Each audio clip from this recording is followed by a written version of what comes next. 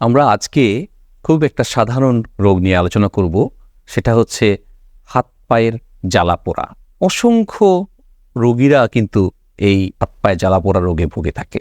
এই হাত পায়ে জ্বালা পোড়াটা এটা কাদের বেশি হয় সেটা নিয়ে আমরা আগে আলোচনা করি। দেখা যাচ্ছে যারা ডায়াবেটিস রোগে আক্রান্ত এবং অনিয়মিতভাবে ডায়াবেটিস আছে এবং দীর্ঘদিন যাবৎ ডায়াবেটিসে ভুগছেন, তারা কিন্তু এই জ্বালা পোড়া রোগে ভুগে থাকেন এবং সেই সাথে তাদের সাথে হাত পায়ে ঝিঁঝিও হয়ে থাকে, যেটাকে আমরা অনেক সময় পেরিফেরাল নিউরোপ্যাথি বলি। তবে হাত পায়ে জ্বালা পোড়ার আরও অন্যতম আরেকটা জিনিস হচ্ছে, সেটা হচ্ছে মহিলাদের যখন মাসিক বন্ধ হয়ে যায়, মেনোপজের ঠিক আগে এবং তার পরের সময়টাতে কিন্তু হরমোনাল একটা ব্যালেন্স ঠিক থাকে না, ভারসাম্য ঠিক থাকে না, তখন কিন্তু এই জ্বালা পোড়ার রোগগুলো হয়। এছাড়া দেখা যাচ্ছে যে কিছু ওষুধের পার্শ্ব প্রতিক্রিয়ার জন্য এই জ্বালা পোড়া হয়ে থাকে এবং অনেক ক্ষেত্রে যারা কম ঘুমায় বা যাদের ঘুমের খুব ব্যাঘাত ঘটে, বিঘ্ন ঘটে, তাদের ক্ষেত্রেও এই জ্বালা পোড়া রোগটা হয়ে থাকে। এছাড়া কিছু কিছু ভিটামিনস আছে, এইগুলোর অভাবের ক্ষেত্রেও আমাদের এই জ্বালা পোড়া বা শুয়ের মতো ব্যথা, হাত পায়ে ব্যথা হয়ে থাকে। এর মধ্যে অন্যতম হচ্ছে vitamin B1, B6, B12, nicotinic acid এবং রাইবোফ্লাভিন।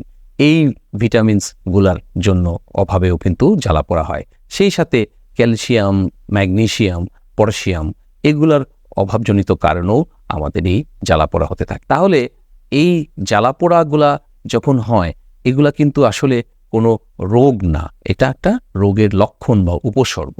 তাহলে অন্য রোগের জন্য দেখা যাচ্ছে যে এইগুলা হয়। তাহলে এগুলো আলটিমেটলি কেন হচ্ছে? এটা হচ্ছে যে আমাদের যে নার্ভগুলা যেগুলা সঞ্চালিত হয়, নার্ভের ভিতরে যে ট্রান্সমিশনসগুলা হয়, এগুলো আসলে ক্ষতিগ্রস্ত হয়। কারণ নার্ভটা সুরক্ষিত থাকে একটা আবরণের মাধ্যমে। সেই আবরণটাকে আমরা বলি মাইলিন শিট। এখন ডায়াবেটিসের কারণে, ভিটামিনসের কারণে, অনেক সময় কিডনি রোগীদের জন্য বা মহিলাদের ক্ষেত্রে যে হরমোনাল ইমব্যালেন্সের কথা বললাম, প্রতি ক্ষেত্রেই দেখা যাচ্ছে আমাদের স্নায়ুর উপরে যে আবরণটা আছে, সেই মাইলিনটা কোনো না কোনোভাবে ক্ষতিগ্রস্ত হয়।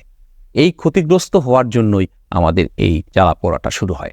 তাহলে আমরা যদি সেই নার্ভের স্নায়ুর উপরের আবরণটাকে আমরা কোনোভাবে কোনো মেডিসিনের মাধ্যমে হোক, অন্য রোগকে নিয়ন্ত্রণ করে হোক, সেটাকে আমরা ঠিক রাখতে পারি, তাহলে কিন্তু আমাদের স্নায়বিক দুর্বলতাটা চলে যায় এবং স্নায়ুটা যখন উজ্জীবিত হয়, স্নায়ুটা যখন ঠিকমতো কার্যক্রম করে, তখন কিন্তু আমাদের এই জ্বালা পোড়াটা চলে যায়।